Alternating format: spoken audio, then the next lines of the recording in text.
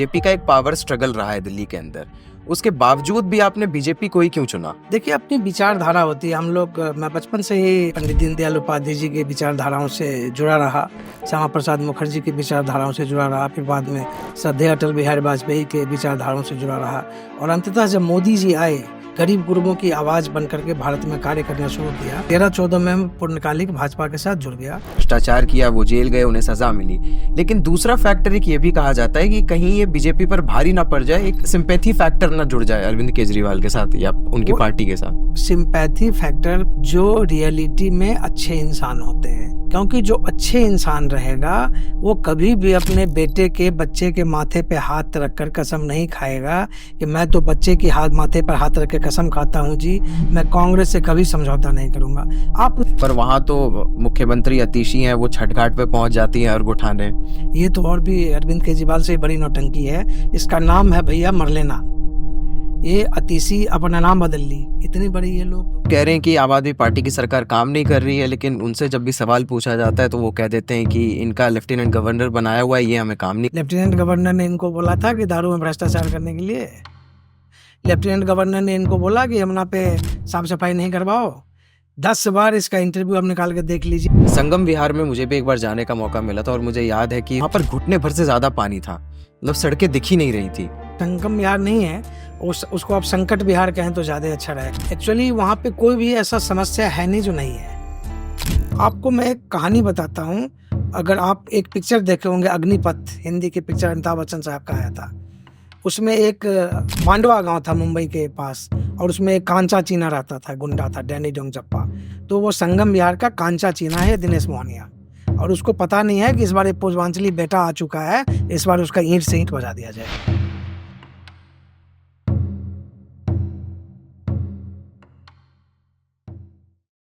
So hello and welcome to another episode of talk time with Chirag. और आज जो हमारे गेस्ट हैं उनकी पॉलिटिकल जर्नी काफ़ी इंटरेस्टिंग है। जैसा कि आप सभी जानते हैं कि दिल्ली के अंदर विधानसभा चुनाव का बिगुल एक तरीके से बज चुका है। सारी पॉलिटिकल पार्टीज और उनके जो एक्सपेक्टेड कैंडिडेट्स हैं वो तैयारी में जुट चुके हैं। और ऐसे में जो एक समीकरण हमें देखने को मिलता है दिल्ली के अंदर वो ये कि सारी पॉलिटिकल पार्टीज की जो नज़र है वो पूर्वांचल मतदाताओं पर है। जो पूर्वांचली जनता है उनको लुभाने में सभी पॉलिटिकल पार्टीज लगी हुई हैं, और ये एक बहुत ही इंटरेस्टिंग डेवलपमेंट है दिल्ली की पॉलिटिक्स के अंदर। आज जो हमारे गेस्ट हैं वो पेशे से तो वैसे इंजीनियर हैं, एक अच्छी स्टैब्लिश्ड नौकरी कर रहे थे, बट फिर उन्होंने राजनीति का रुख किया, भारतीय जनता पार्टी में वो शामिल हुए, पूर्वांचल के वो एक बड़े नेता बनकर दिल्ली के अंदर उभरे हैं। और आज हम उन्हीं से बात करेंगे और जानने समझने की कोशिश करेंगे कि दिल्ली में जो पूर्वांचल मतदाता हैं, जो पूर्वांचल वोटर्स हैं, वो क्या सोच रहे हैं, किस पार्टी का रुख करने वाले हैं। हमारे साथ हैं शरद झा जी। सर, बहुत बहुत स्वागत है आपका टॉक टाइम विद चिराग पर। जी, शुरू करते हैं और शुरू से शुरू करते हैं, जो हम कहते हैं हर अपने पॉडकास्ट में। आप की जो इनिशियल जर्नी रही, आप एक इंजीनियर थे, एक अच्छी नौकरी कर रहे थे, बड़ी बड़ी कंपनीज में आपने काम किया, पैसे आपके पास बढ़िया थे, वो सब छोड़कर, एक कॉरपोरेट लाइफ को छोड़कर, एक प्रोफेशनल लाइफ को छोड़कर आपने पॉलिटिक्स का रुख क्यों किया? देखिए, बड़ा कहने में बड़ा दिक्कत भी महसूस होती है, बहुत लोगों को सुनने में भी दिक्कत महसूस होती है, लेकिन हमारे मोदी जी कहते हैं करने से होता है। और अगर पढ़े लिखे लोग अपने अपने फील्डों में जो एस्टेब्लिश्ड लोग हैं, अगर वो पॉलिटिक्स में नहीं आएंगे, राजनीति में नहीं आएंगे, तब फिर राजनीति में यही दारूबाज अरविंद केजरीवाल टाइप लोग रहेंगे और भ्रष्ट कांग्रेसी टाइप लोग रहेंगे। तो यह समय है राजनीति को बदलने का। अच्छे अच्छे लोगों को मैं तो और भी लोगों से आग्रह करता हूं कि अगर वो आ सकते हैं, वैसे आना इतना आसान कार्य नहीं होता है अपने एस्टेब्लिश्ड लाइफ को छोड़ करके, लेकिन अगर आएँ और आगे मिल करके जो कीचड़ बना दिया है दिल्ली के अंदर अरविंद केजरीवाल और तमाम भ्रष्टाचारियों ने, उसमें आकर के एक कमल खिलाएं तो सबके लिए अच्छा रहेगा। शुरू से ही आप फॉर्म में लग रहे हैं, एकदम वार करना आपने शुरू कर दिया है आम आदमी पार्टी पर। उस पर भी हम आएंगे धीरे धीरे, लेकिन मैं ये जानना चाहता हूँ कि आप जिस दौर में राजनीति में आपने कदम रखा, कांग्रेस पार्टी पहले सत्ता में थी, आम आदमी पार्टी उसके बाद आई, बीजेपी का एक पावर स्ट्रगल रहा है दिल्ली के अंदर, उसके बावजूद भी आपने बीजेपी को ही क्यों चुना? देखिए, अपनी विचारधारा होती है। हम लोग मैं बचपन से ही पहले पंडित दीनदयाल उपाध्याय जी के विचारधाराओं से जुड़ा रहा, श्यामा प्रसाद मुखर्जी की विचारधाराओं से जुड़ा रहा, फिर बाद में श्रद्धेय अटल बिहारी वाजपेयी के विचारधाराओं से जुड़ा रहा, और अंततः जब मोदी जी आए, जब उन्होंने गरीब गुरबों की आवाज़ बन कर के भारत में कार्य करना शुरू किया, तब उससे पहले भी मैं भाजपा से जुड़ चुका था, लेकिन उसके बाद मैं पूर्णकालिक 13-14 में मैं पूर्णकालिक भाजपा के साथ जुड़ गया और मैं ब जैसे आपने इंट्रोडक्शन में ही बताया, बड़े ओहदे पे मैंने NTPC, Tata consultancy services, Wipro technology का साउथ एशिया हेड था मैं एसएपी डिवीज़न का। मैं वो सब छोड़ कर के और समाज कार्य में आया, राजनीति में आया, क्योंकि हमारे ऐसे तो बहुत सारे लोग बड़े अच्छे ओहदे पे काम कर रहे हैं, लेकिन उस अच्छे जो अपना कंफर्टेबल लाइफ़ को छोड़ कर के आने का अगर साहस मैंने जुटाया है, तो मुझे इस बात का एहसास है कि मैं सामाजिक कार्य और राजनीतिक कार्य में कुछ न कुछ अच्छा करूँगा। जी। सुरेश जी, ये बताएँ कि आपने बिल्कुल आप समाज सेवा में आए, आप राजनीति में आए और आपने संगठन के अंदर भी नाम किया, आप पूर्वांचल मोर्चा के महामंत्री रहे, उसके बाद वर्तमान में अभी आप जिला संयोजक हैं तमाम प्रकोष्ठ के। मैं ये जानना चाहता हूँ कि भाजपा एक संगठन के तौर पर कैसी है और आपका एक्सपीरियंस कैसा रहा इसमें? देखिए, भाजपा ही एक अकेली दल है जिसमें संगठन है। अगर आप ज़मीनी स्तर पे बात करेंगे, संगठन की बात करेंगे, तो भाजपा अकेली पार्टी है आज के डेट में भारत के अंदर, जिसमें संगठन है और संगठन के तहत संगठन की राजनीति करते हुए, संगठन का सेवा करते हुए, संगठन के मार्फत से जनता का सेवा करते हुए, आप फर्श से अर्श तक जा सकते हैं। और भाजपा ने यह बात प्रूव किया है कि एक चाय वाले के बेटे को प्रधानमंत्री बना करके, एक गाय वाले के बेटों को मुख्यमंत्री बना करके, एक किसान के बेटे राजनाथ सिंह जी को गृह मंत्री और फिर रक्षा मंत्री बना करके, तमाम ऐसे अनगिनत उदाहरण हैं जिसमें भाजपा ने एक सामान्य व्यक्ति को निकाल करके फर्श तक पहुँचाया है। ये तो चलिए हो गई भाजपा की बात, लेकिन हम जब देखते हैं कि आप आपका जब हम एक इंट्रोडक्शन हम देखते हैं तो आप पूर्वांचल समाज से आते हैं, उसके नेता आप बने, काफ़ी जन समर्थन आपको मिला। मैं ये जानना चाहता हूँ कि दिल्ली के अंदर जब हम देखते हैं पूर्वांचल की आबादी को, वो दिन प्रतिदिन बढ़ती जा रही है और वो एक डोमिनेंट फॉर्म में आ रही है पॉलिटिक सिनेरियो में। आप पूर्वांचली समाज, पूर्वांचल की आबादी को दिल्ली में पॉलिटिकल सिनेरियो में वर्तमान में कैसे देखते हैं? यह तर्कपूर्ण बात है, क्योंकि पूर्वांचल समाज का जो आबादी एक्सपोनेंशियल ग्रोथ होता है।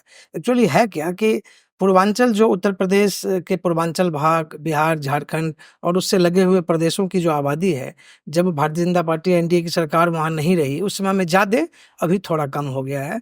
वो वहाँ से लोग पलायन करते रहे। पलायन किए, वहाँ पे शिक्षा नहीं था इसके अभाव में, वहाँ पे अच्छे स्वास्थ्य नहीं थे उसके अभाव में, वहाँ पे नौकरियाँ नहीं थी उसके कारण, सब दिल्ली एनसीआर में सब लोग पलायन किए। एक तो वो पलायन किए, वो यहाँ पे बसे, एक तो उनका ग्रोथ हो रहा है और पलायन रुका नहीं। कम ज़रूर हुआ है लेकिन रुका नहीं। तो वो ग्रोथ जो है वो बहुत ही ज़्यादा एक्स्पोनेंशियली यहाँ पे बढ़ा पूर्वांचलियों का पिछले 30, 35, 40 साल में। और यह डायनामिक्स होता है कहीं का भी, पूरे वर्ल्ड में किसी भी फोरम में, किसी माध्यम में आप जाइएगा, तो जब वहाँ पे लोग कहीं भी जाते हैं, बसते हैं तो फिर अपने लिए जगह तलाशते हैं, फिर सामाजिक कार्यों में लगते हैं। फिर यह स्वाभाविक तौर है कि लोकतंत्र में उनकी हिस्सेदारी बनती है। हुँ।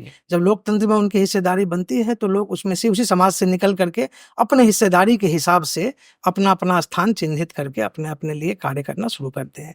और वो स्थानीय लोग भी उनकी मदद में आते हैं।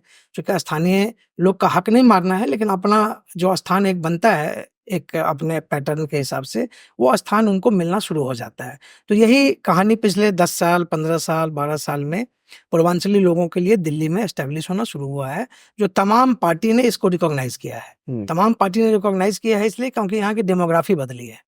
यहाँ की डेमोग्राफ़ी बदली है, बहुत सारे ऐसे जगह हैं जहाँ पे 60-60, 70-70% पूर्वांचल समाज के लोग हैं, 40-35% वाले तो तमाम दिल्ली के अंदर ऐसे जगह हैं जहाँ पे 25, 30, 35% तो सब जगह मिलेंगे। ऐसे-ऐसे अनेकों जगह हैं जहाँ पे 40, 45, 50, 60% की आबादी अब पूर्वांचलियों की हो गई है।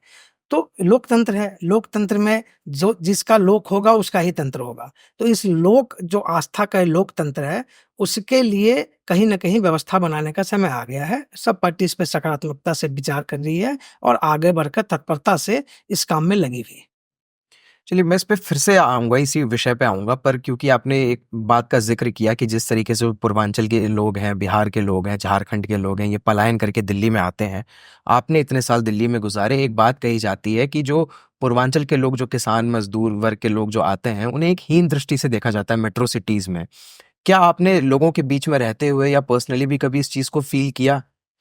अवश्य फ़ील किया, जब मैं नौकरी करता था उस समय में भी काफ़ी फ़ील किया, बाद में बहुत सारे लोगों से समझा-बूझा और फ़ील किया, लेकिन अब इसमें काफ़ी कमी आई है। हुँ। क्योंकि आप कहीं भी जाते हैं, अगर इंडिया से आप अमेरिका भी जाते हैं, अगर कभी 30, 40, 50 साल पहले जो इंडियंस की हालत अमेरिका में थी, वही हालत 20-25 साल पहले पूर्वांचलियों और बिहारी की दिल्ली में थी। तो वहाँ पे अमेरिका में वो देखिए, वहाँ पे लोग वाइस प्रेसिडेंट के कैंडिडेट बन रहे हैं, यूके में देखिए प्राइम मिनिस्टर बन चुके हैं। तो जो विदेशों में इंडियन का हालत है, वही पूर्वांचलियों का हालत दिल्ली में था। और अब जैसे बेहतर विदेशों में इंडियंस का हुआ है, वैसे ही दिल्ली में भी पूर्वांचलियों की हालत बहुत ही अपेक्षाकृत अच्छी हुई है। पहले ये सब विषय रहा होगा और मैंने भी देखा है और समझा भी है, लेकिन अब अपेक्षाकृत उसमें बहुत ही कमी आई है, बहुत ही गिरावट आई है। 1 आध % इक्के-दुक्के अभी भी शायद होते होंगे, लेकिन अब इस टाइप का संज्ञान में नहीं के बराबर आता है और आने वाले समय में और यह फटाक्षेप हो जाएगा। हुँ। आप जो बात कह रहे हैं वो हम भी नोटिस कर रहे हैं, क्योंकि एक वक़्त होता था जब दिल्ली की राजनीति जो थी वो अलग सिनेरियोज़ पे चलती थी, अलग समीकरण बैठते थे, क्योंकि दिल्ली में डाइवर्सिटी बहुत है, हर रिलीजन के लोग हैं, हर कास्ट के लोग हैं। लेकिन इस बार इलेक्शन में हम स्पेसिफिक देख रहे हैं कि चाहे वो बीजेपी हो, आम आदमी पार्टी हो, कांग्रेस हो, वो सारी पार्टियाँ पूर्वांचल वोटर्स को टारगेट कर रही हैं, उनको लुभाने में लगी हुई हैं। रिसेंटली हमने छठ पूजा में देखा, हर एक पार्टी जो है वो ये दिखाने में थी कि हम ज़्यादा हितैषी हैं पूर्वांचल समाज के। इस चीज़ को आप कैसे देखते हैं? देखिए दूसरी पार्टी टारगेट करती होगी, हम तो ये नहीं कह सकते कि और ना कहना चाहते हैं हुँ। कि हमारी पार्टी टारगेट करती है। हमारी पार्टी तो स्वतः पूर्वांचलियों के समर्थक में सबसे नंबर 1 पे। आप कल ही का देखिए कार्यक्रम, कल हमारे दरभंगा में माननीय प्रधानमंत्री जी ने बिहार का दूसरा एम्स का शिलान्यास किया है। ऐसे तमाम 12,000 करोड़ की परियोजना दी है सिर्फ बिहार और उत्तर बिहार के अंदर। प्रधानमंत्री जी खुद गुजरात से चल कर के पूर्वांचल के सबसे बड़े शहरों में से एक वाराणसी से जाकर के वहाँ से अपनी राजनीति करते हैं। तो पूर्वांचल तो अपने आप में एक महान चीज़ है, क्योंकि हमारा यह कहना होता है कि वैसे तो सारी दिशाएँ महान हैं, लेकिन पूर्वांचल का उसमें अपना एक पहचान है। हुँ। तो पूर्वांचली होने के नाते मुझे इस बात की गर्व की अनुभूति होती है कि पूर्वांचल का अपना संस्कृति, अपना संस्कार, अपनी परंपराएँ, जहाँ भी पूर्वांचली जाते हैं, चाहे वह दिल्ली का यमुना नदी हो, चाहे वो फिलाडेल्फिया हो, चाहे स्वीडन हो, चाहे यूके हो, चाहे ऑस्ट्रेलिया हो, सब जगह आज के दिन में छठ पूजा मनाया जा रहा है। तो ये अपने आप में एक बड़ा ही सुखद संकेत है, सनातनियों के लिए भी, हिंदू धर्म के लिए भी और पूर्वांचलियों के लिए भी। छठ पूजा का आपने ज़िक्र किया और अभी आपकी पार्टी ने, आम आदमी पार्टी पर आरोप लगाया कि वो छठ पूजा को लेकर उनकी तैयारियाँ नहीं थी, यमुना में उन्होंने इजाज़त नहीं दी छठ पूजा करने की। क्या ये पूरा मैटर है ये? ये पूर्वांचली विरोधी है भैया। ये जो तमाम अरविंद केजरीवाल सरीखे लोग जो दिल्ली में बैठे हुए हैं सत्ता के ऊपर, ये पूर्वांचल का सिर्फ़ वोट लेना जानते हैं और इन्होंने पूर्वांचलियों को स्लेव से ज़्यादा, मैं इस बात को कोट कर रहा हूँ इस शब्द को, पूर्वांचलियों को स्लेव से ज़्यादा और कुछ भी नहीं समझा है। ये पूर्वांचली को स्लेव बना कर के दिल्ली में रखे हुए हैं और ये चाहते हैं कि ये तमाम जो 50-45% के आस-पास आबादी है पूर्वांचलियों की दिल्ली के अंदर, वो इनका चाकर बन के, इनका नौकर बन के रहे, इनको सिर्फ़ वोट दें। लेकिन बदले में उनको कुछ भी नहीं देंगे। यही अरविंद केजरीवाल और कांग्रेसी लोग बोलते थे ना कि ₹500 का टिकट कटा के आता है और 5 लाख का यहाँ से इलाज करा के चला जाता है। तो अरविंद केजरीवाल के पिताजी का तो संसाधन है नहीं। संसाधन पे पूर्वांचली जो यहाँ पे रहते हैं, यहाँ पे वो भी जीएसटी देते हैं, इनकम टैक्स देते हैं। सारी अगर कोई सुख-सुविधा लेता है तो उसमें उसका स्वाभाविक तौर से जो छटांश है, जो उनका अपना लागत है, वो लागत लगा कर के यहाँ पे रहते हैं और दिल्ली सबकी है। तो इस बार पूर्वांचलियों ने ठान लिया है, ये जो मक्कार भ्रष्टाचार और ये घोटालेबाज़, ये दारूबाज़, ये झाड़ू वाले हैं, इस झाड़ू वाले को झाड़ू मार देंगे इस बार। इस बार पूरे दिल्ली में झाड़ू पे झाड़ू चलेगा।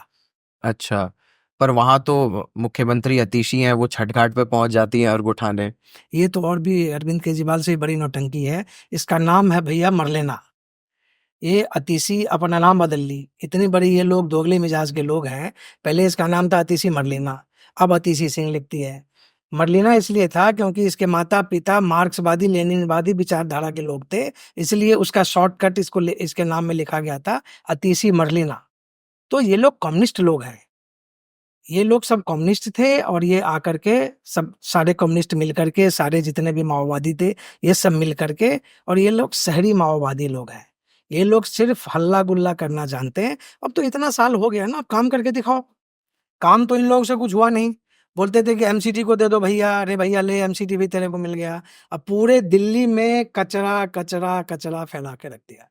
पूरे दिल्ली में आप कहीं भी चले जाइए, मेरी बात विश्वास मत कीजिए। अभी आप जहाँ पे आप इंटरव्यू ले रहे हैं उसके बाहर सड़क पे चले जाइए, देखिए कचरों का अंबार लगा हुआ है।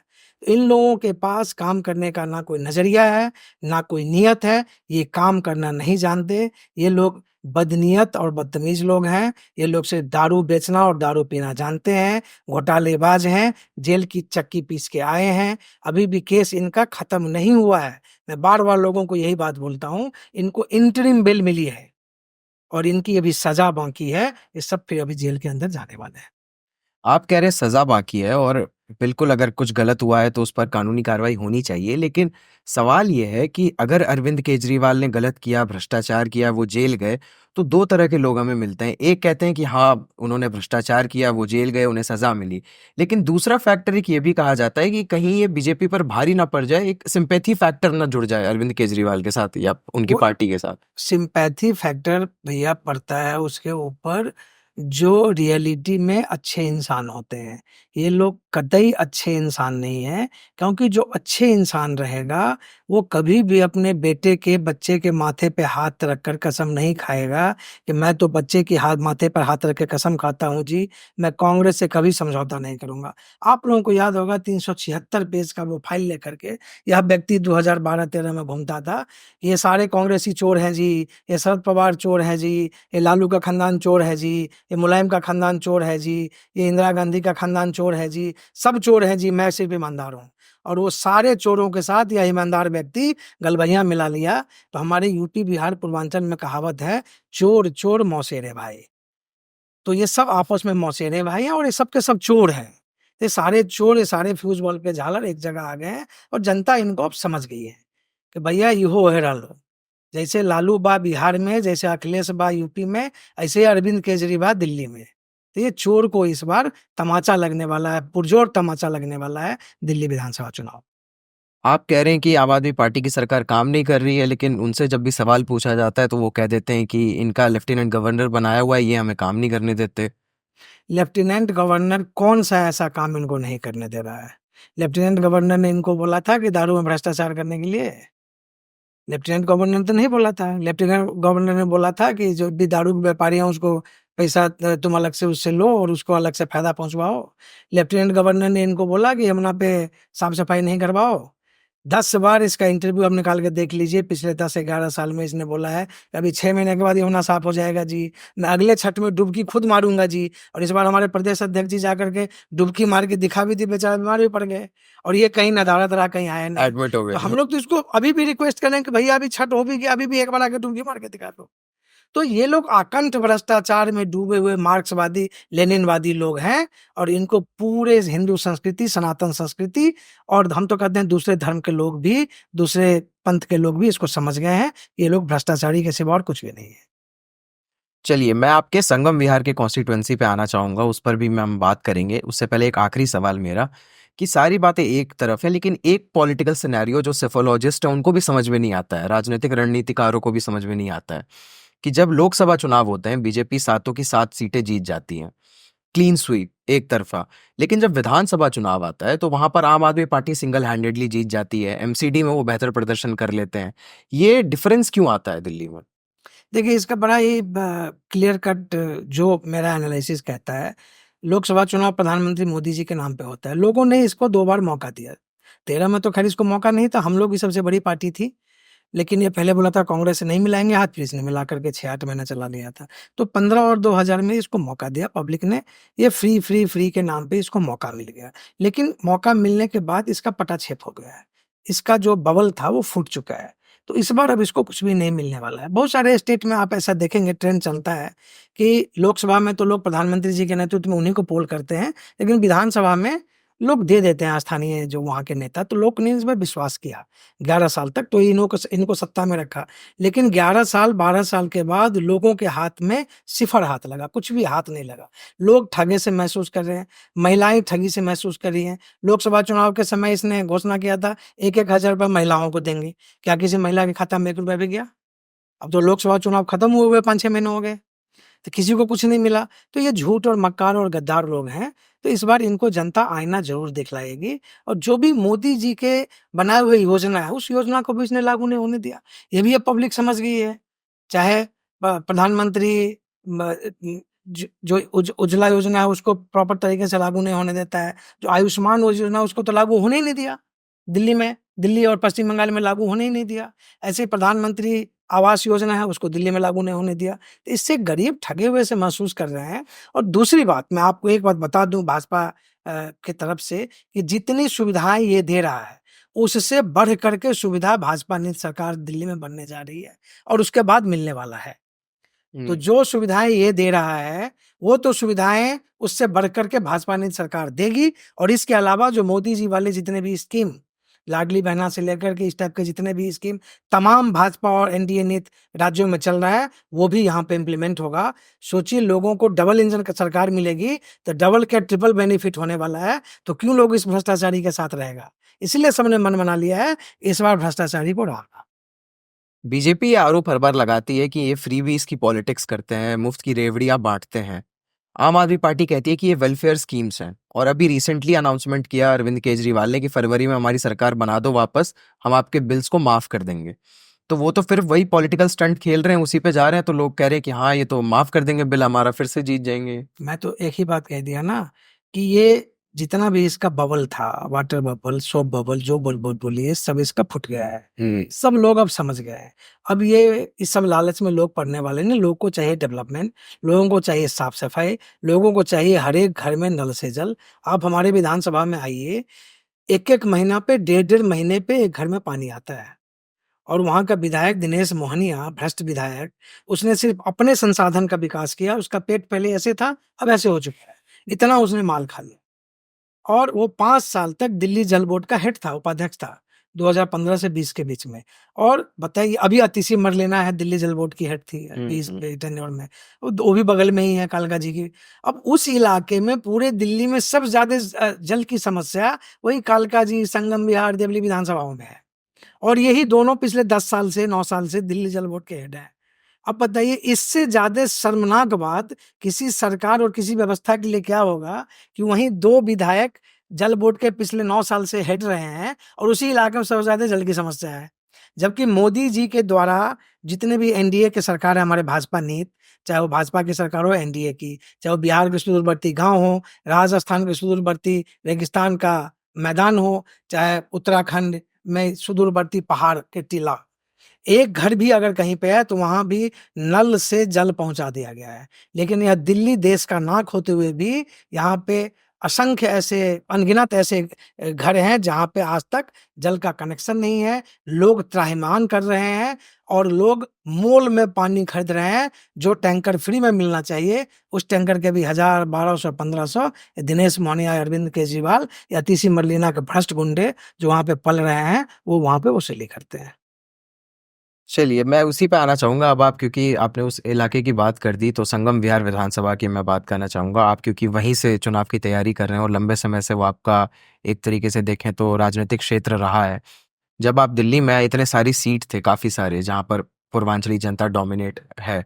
उस सब में आपने संगम विहार को ही क्यों चुना स्पेसिफिकली? संगम विहार को इसलिए चुना क्योंकि मैं जब रिलायंस एनटीपीसी जॉइंट वेंचर में काम करता था तो वहाँ एचबीडीएस सिस्टम 2003-2004 में मुझे लगाने का मौका मिला था। बीएसईएस राजधानी को मैं देखता था प्रोजेक्ट को और मैं उस इलाके में जाता था। मैं उस समय में द्वारका में रहता था और मैं जाता था और मैं हतप्रभ रह जाता था कि इतने पूर्वांचल के लोग यहाँ पे हैं जो भेड़ बकरी गाय की तरह यहाँ रहते हैं। तो तब तक मेरा तो कोई प्लान ऐसा कुछ था नहीं। हाँ, मैं विद्यार्थी परिषद में ज़रूर था।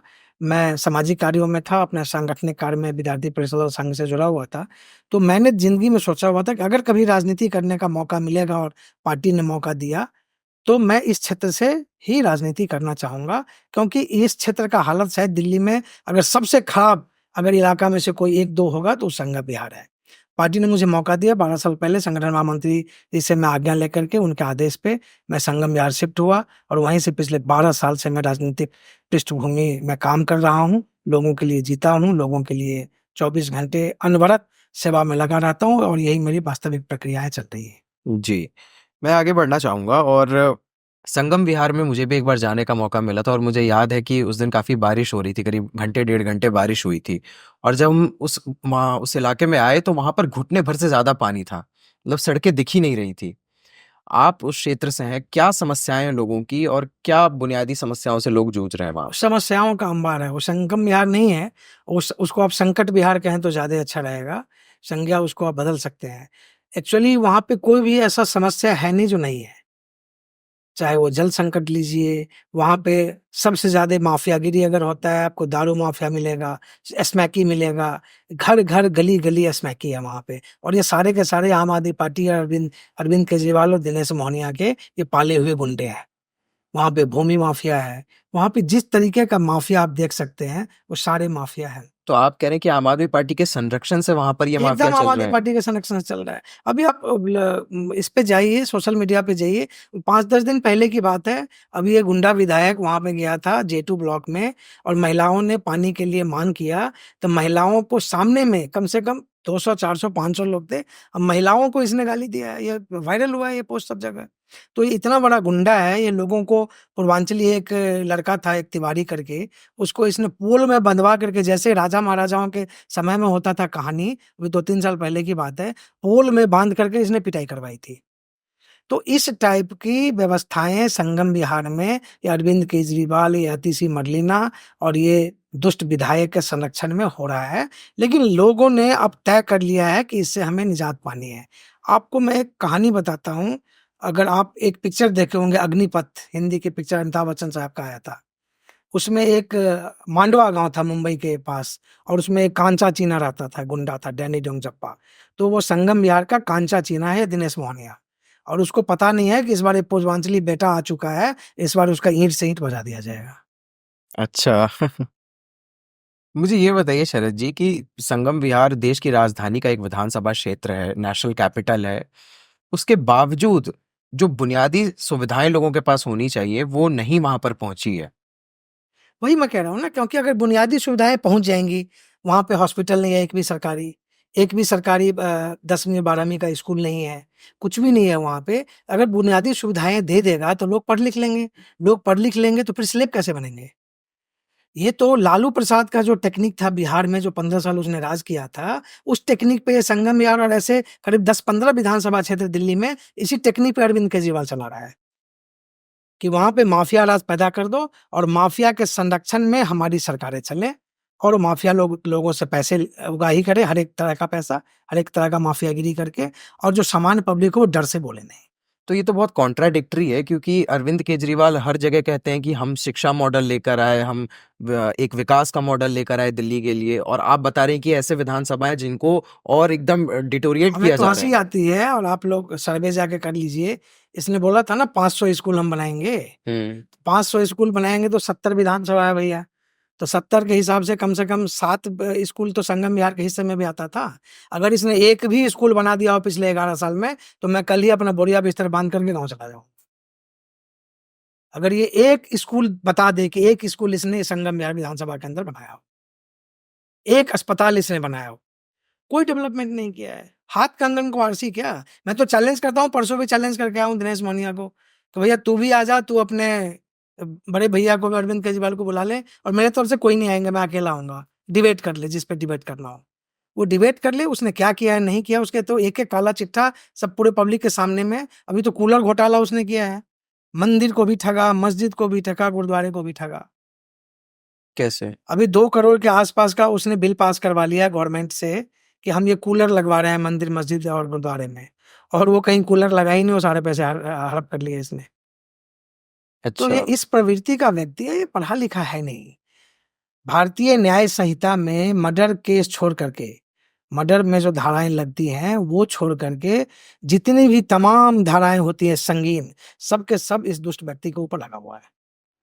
और ये मैं नहीं कह रहा हूँ, आप अंडरलाइन करके कोट कर लीजिए।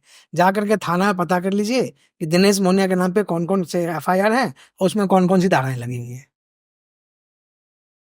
बड़े दावे कर रहे हैं आप। मैं अब आगे बढ़ूंगा और ये जानना चाहूंगा आपसे कि आम आदमी पार्टी की सरकार ये वादा करती है, और हर जगह वो मंच पर कहते भी हैं कि हम दिल्ली में मुफ्त पानी दे रहे हैं, हर घर तक पानी पहुंचा रहे हैं। लेकिन संगम विहार में हमें पता चलता है कि पानी की समस्या है, पानी की कटौती रह रही है। वहां पर एक कुछ लोग बता रहे थे कि टैंकर माफिया का भी वहां पर काफी ज्यादा जो है बोलबाला है। ये कैसे है वहां पे? वो तो वही लोग बताएँ कैसे कैसे सिस्टम चला रहा है। टैंकर माफिया है, बोर माफिया है। बोर भी करता है, जो बोरवेल होता है, उस पे भी इसने अपने गुंडे बैठा रखे हैं। किसी घर से 500, किसी घर से 700, जो जैसा रहा, जो मुँह का थोड़ा जोर रहा पला हुआ उसको 200 में भी दे देता है, जो थोड़ा और कमज़ोर है बेचारा उसको 1000 लेता है महीने का। तो ऐसे करके तो एक-एक घर से ये लोग पानी देने का हुआ है, और वही पानी 20 दिन पे, 25 दिन पे, 1 महीने पे उसका टर्न आता है। हुँ।